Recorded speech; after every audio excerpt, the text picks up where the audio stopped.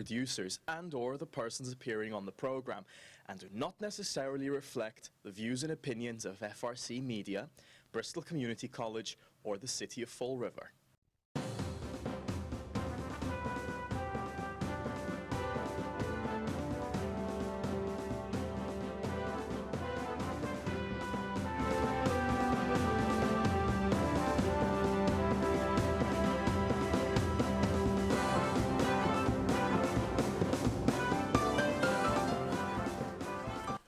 Well, hello. Welcome to Spindle City Straight Talk. I'm Chip. And I'm CJ. And the first show of 2017. Yeah. Unbelievable, huh? It's kind of different, to say the least. It's a new year. It's a new something.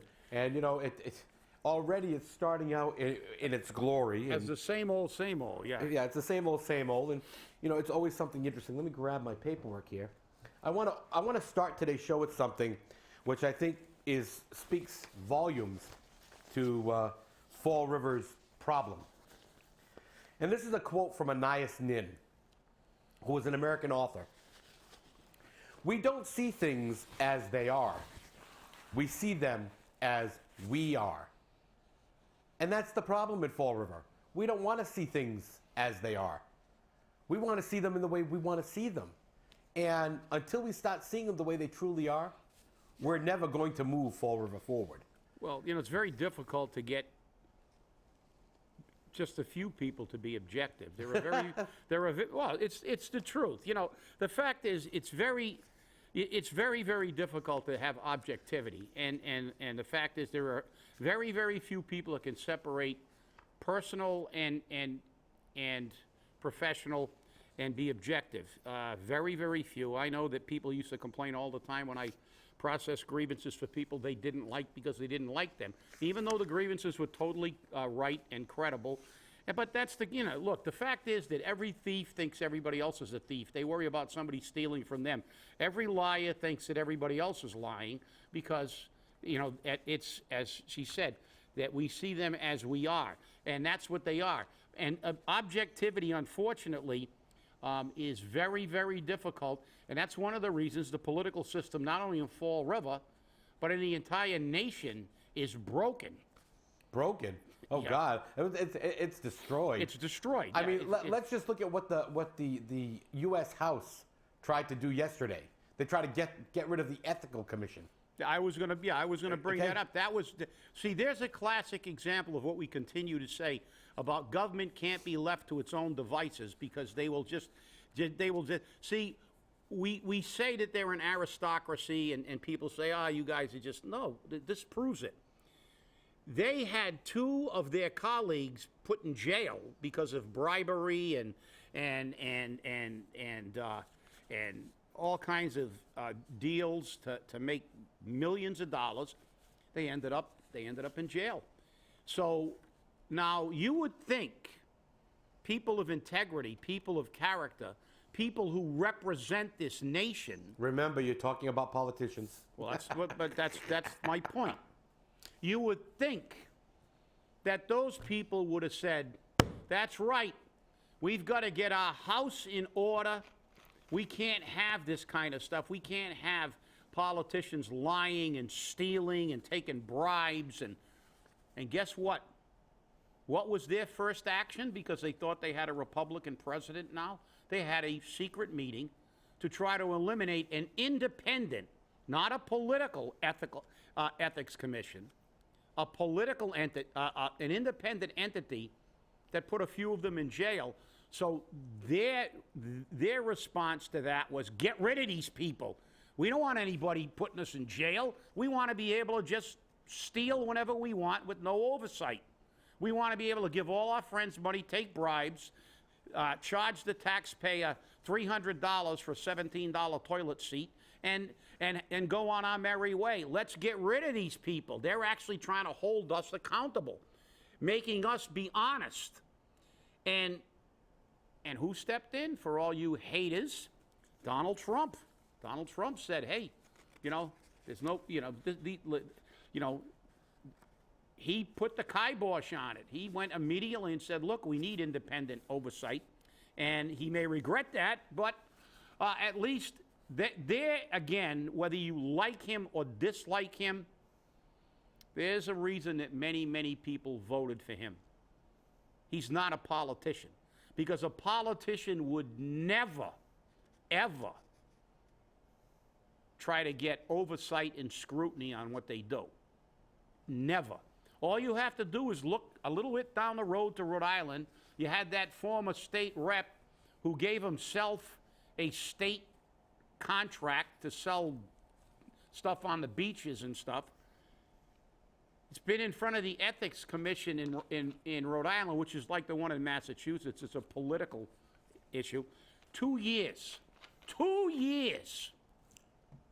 And the state police have been investigating it 2 years. 2 years. And it's still not even close to being finished. Why? Because he's a politician. And he knows people. He probably got people in the state police. There are other people with skeletons in their closets. They're going to drag this out ad nauseum. Why? If that was you or me, and we gave ourselves a contract and we used undue influence, it'd take them about a New York minute to investigate it and bring charges against us, because we're just regular people. And regular people have to obey the law. And the problem is that politicians think they are the law. And anybody who interferes with their ability to screw the system and screw the taxpayer is going to go down if they can take them down, like they tried to take this independent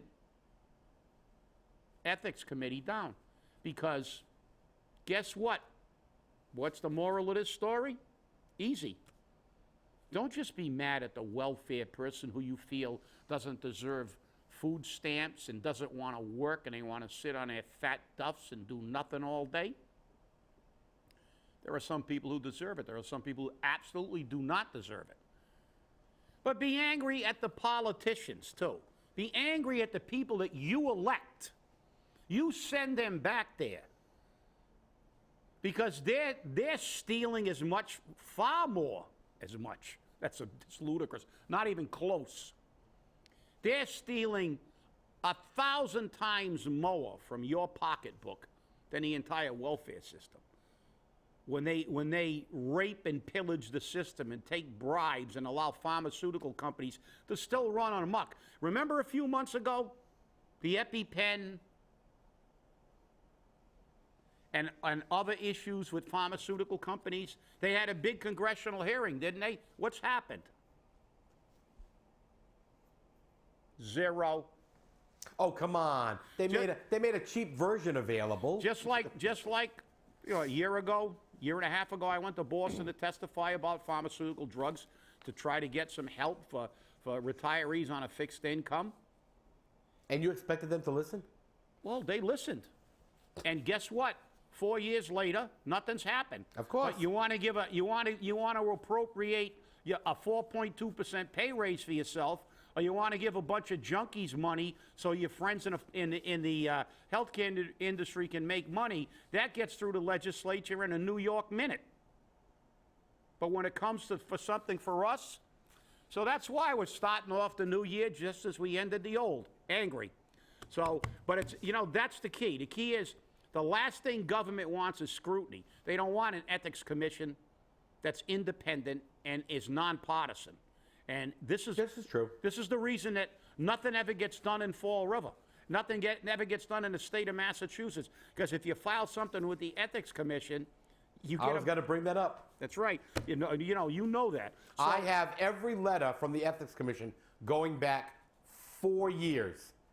That's one less year than we've been on the air, because this is year 5 for us. And I'll tell you, almost every single letter says the same thing. The Ethics Commission has determined that this matter requires no further investigation, and we consider this matter closed. And then I actually got into a fighting match a couple of times with a couple of the investigators, and they go, well, what do you want us to do? I said, the law says that not even the appearance. Doesn't this look like there might be an impropriety? Oh, well, yeah, it does. I said, so why isn't there a violation? Oh, because we can't do that. You can't do that? Yeah, because they might lose their politically appointed jobs, or one of their cousins or brothers. The Ethics Commission in Massachusetts It's unethical. is unethical. It truly is. It's the biggest joke on the face of God's green earth. And the problem is that the only way, and this is what always makes me laugh, the only way to change it is to change the law. And to change the law, the legislators have to change the law. But they don't want to change the law because it's going to affect them. It's just like term limits. In 1996, they voted to enforce term limits on every elected official, from dog catcher to governor. And they said, no, we don't care if the people want it. You got to elect the legislature to have a constitutional conference, constitutional convention, to change the Constitution to require that. So, in other words, you've got to go to the guys who don't want it, have them start a convention to change it, even though they don't want it. It makes no sense. There is no checks and balances. It makes plenty of sense to them. That way, nothing ever happens to them. It's just like the pay raises. The voters used to have to vote on pay raises for state reps, and then they eliminated that. Now they have their order. The only thing they do is meet to determine how much they're going to give themselves, like they just did, 4.2%. Right. Well, that's because they needed that. Yeah, and of course, and we all remember about rolling back taxes, and then they said, we don't care what you said. We don't care if the voters want to roll it back. Screw you. We're not going to do it. Oh, by the way, the death penalty, you voted in favor of the death penalty. Well, we don't like it, so we're not going to institute it because we're not your representatives. We are the ruling class. We are monarchs. And, this is what gets you. You started at the presidency of the United States, and we continue to tell you that it's not going to be effective. I don't care if you elected Adolf Hitler or Joe Stalin. The fact is, this country, because of the political system, is always going to be gridlocked. Because until you begin to replace congressmen and senators and replace everybody, then you're going to see change, because we saw what happened. We saw what the Republican Party did. They went in a back room and they tried to eliminate people that were going to hold them accountable, to be honest, and not take bribes and not do the wrong thing. So this is your government. This is why we continue to say, vote them all out. The fact is that, just look at Fall River. We followed the money. How many people who gave money or who owed money to certain people ended up with nice jobs? $90,000 a year jobs, $80,000 a year jobs. They're working everywhere. And we trace the money, and we see what's happened with politicians. They go from the state house to the state college, and then their children get jobs, and they go from the courthouse to the state house it's a never-ending welfare system for them. But unlike welfare people who get a little bit, they get a lot. Most of them are making six figures plus by the end. How true, how true. So, when you say that, do you get, why we continue on this and why the frustration level never goes away? Because it'll only go away when we have a government of the people, by the people, for the people. And the only way to do that is to limit terms. Look at the Republican governor of Maine. Very controversial guy. He's been called everything. But he revamped the welfare system in Maine. He's cut the costs in the welfare system 50%. He mandated that you had to work 20 hours in order to get a check if you were capable of working. He mandated that you had to put in an hour of community service. He made that many elements of the program were not forever, and they were only a helping hand, not a handout forever. And it's been a dramatic result in welfare costs in the state of Maine. A lot of people don't like them, especially welfare people, but he got elected and reelected, and the average person likes him. I saw interviews. And he saved Maine tons of money. And he saved Maine tons of money by getting a dead wood, making a dead wood do something. And guess what? He's gone. Bye. Not because the people don't want him, but because Maine has term limits. So it works for the good ones as well as the bad ones. That's right. But the fact is they're losing a guy that they want. They want him. He's done a damn good job in bringing governmental costs down in Maine, and he's got to go, because when I saw that piece on NBC National News, they said, you know, as he's finishing out his final term due to term limits. Well, see, but the fact is, hopefully he'll be replaced by another person who will do the same thing and take on the system and stand up. And guess what? Now he's set a bar. And that's why we have to continue to replace people who don't do the work. Until we keep replacing these people, until you get people in there who will do the job. And then when they leave, the public will expect them to maintain that level of the bar. We've lowered the bar so low for our politicians, and we've given them so much power by, well, how many state reps did we have that ran opposed this year? All of them. All of them. Zero. Not one of them had opposition. And I don't care. And our state senator had no opposition. And our state senator had no opposition. And let's see what happens in the upcoming city council race and the upcoming mayoral race, because, you know, we keep talking here, but it's like urinating in the wind. All we're doing is getting it back. And because, I just don't like golden showers. or shoveling manure against the tide. Because until we realize and get a reality check and realize that these people, power corrupts, and absolute power corrupts absolutely.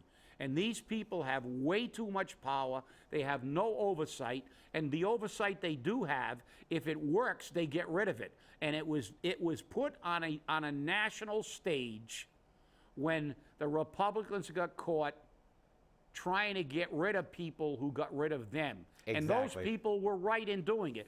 So with that, let's get to the locals. Well, just remember, we don't see things as they are. We see them as we are. Anais Nin, a very smart man. Well, you know, the fireworks happened on New Year's Eve at 7 o'clock, which was a big joke. But, you know, Mark Dion said it, and I have strong questions about this.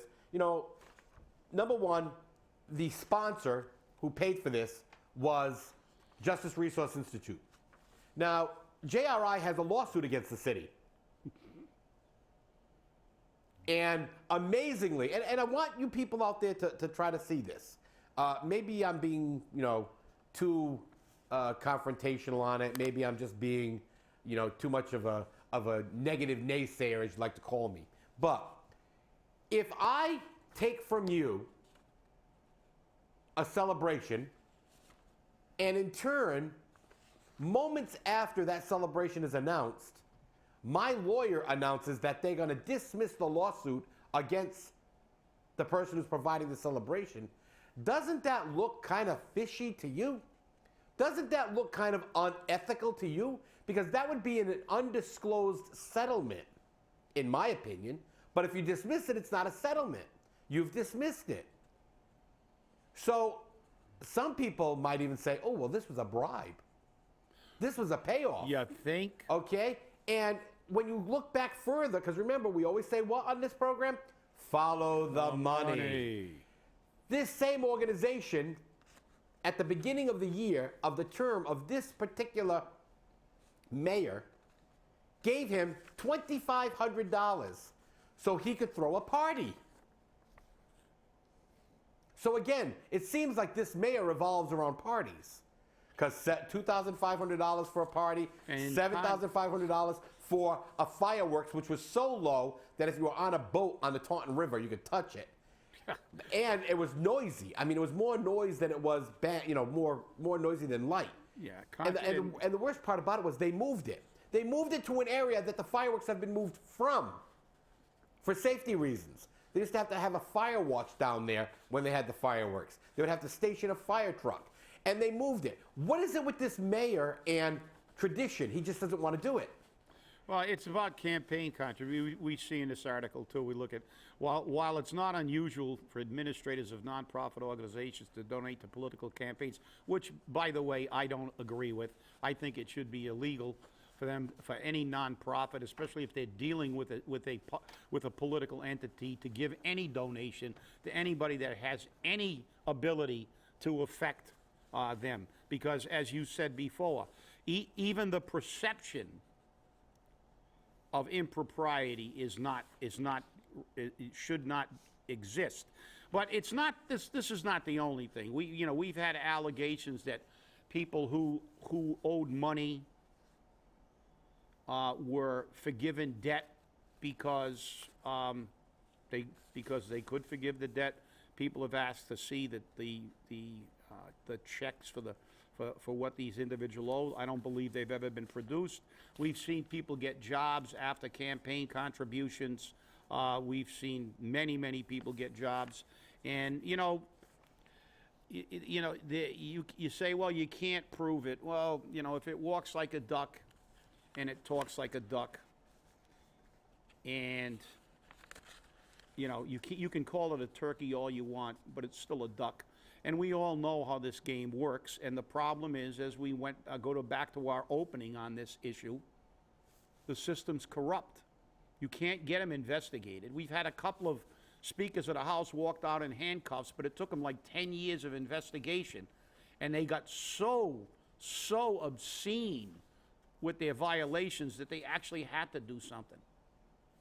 And we see it over in Rhode Island now, 2 years for this guy, and he used to be, now he's no longer in the House. And, this is the problem with the government. We continue to say that they are a special class, and they can fundamentally do anything they want. And that's not the way it should be. They're there to represent the people. They don't care about the people. They gave themselves a pay raise. How many people in Fall River got a pay raise? Do you think the average household income had a 4.2% increase in their income? They got $1 in minimum wage increase. Yeah, I think that we still got at least 23% living below the poverty level. I think we still have the lowest household income, which is per cap, and household or per capita income, which is an average. So that takes into average the rich and nauseous, the people who are making $200,000, $300,000 a year, family incomes, or close to $500,000. And it takes, and we still, with those people to kind of cushion that average,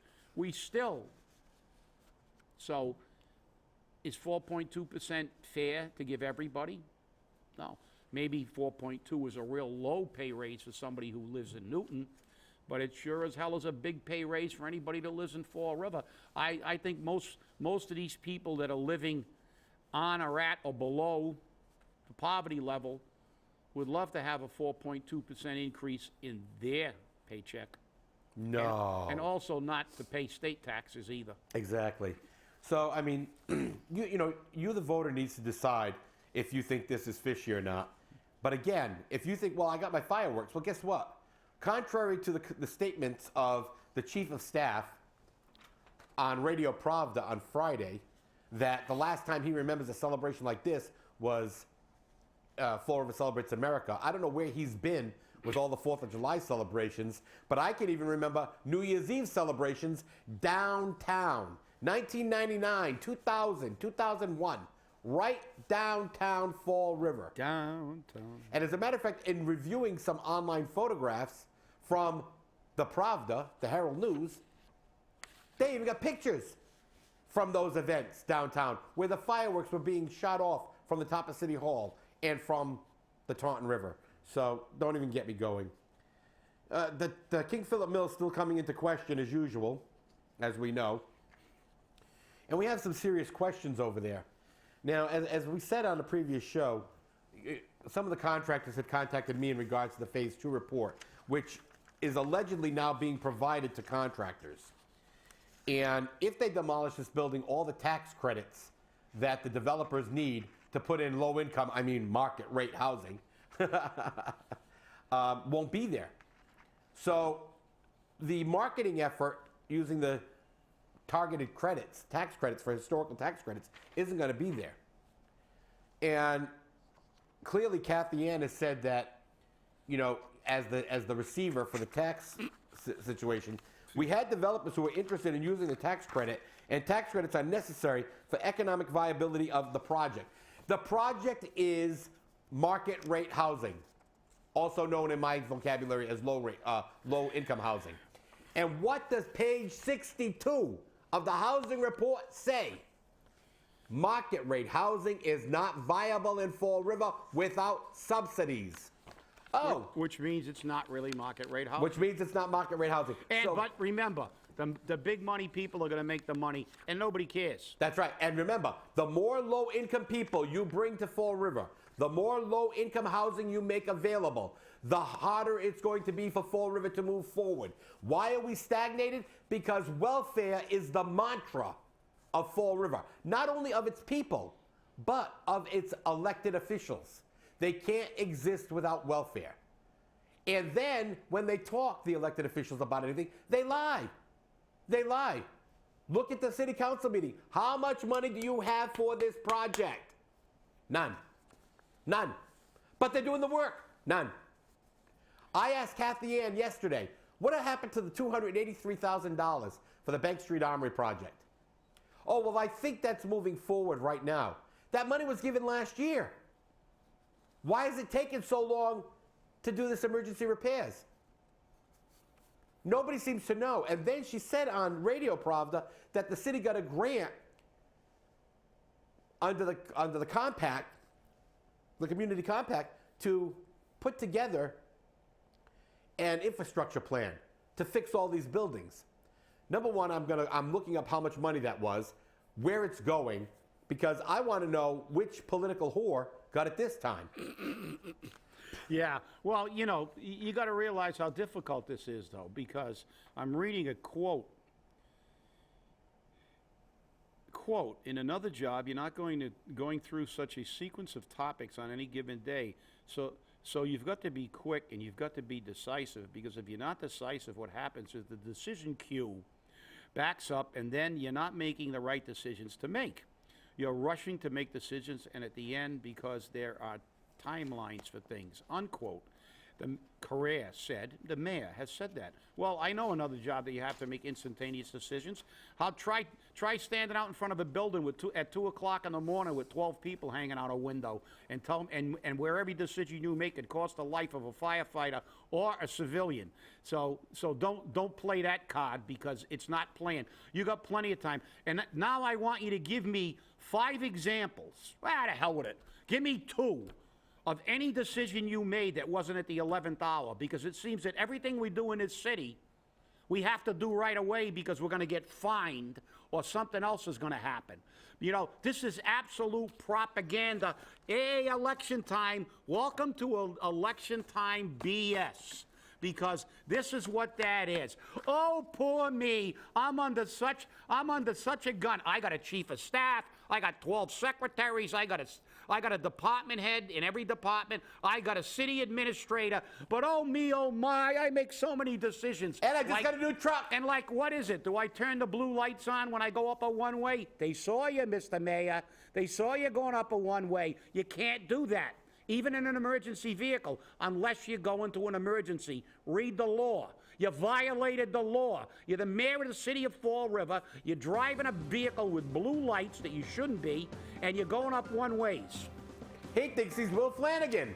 It's against the law. And everybody on the police and fire departments have read those laws every year. And I got to say one thing before we leave. To my friend Armin, he's home from the hospital, and I hope you're feeling well. We'll see you on Friday. And have a great day. And stay angry. And don't you try going up a one-way.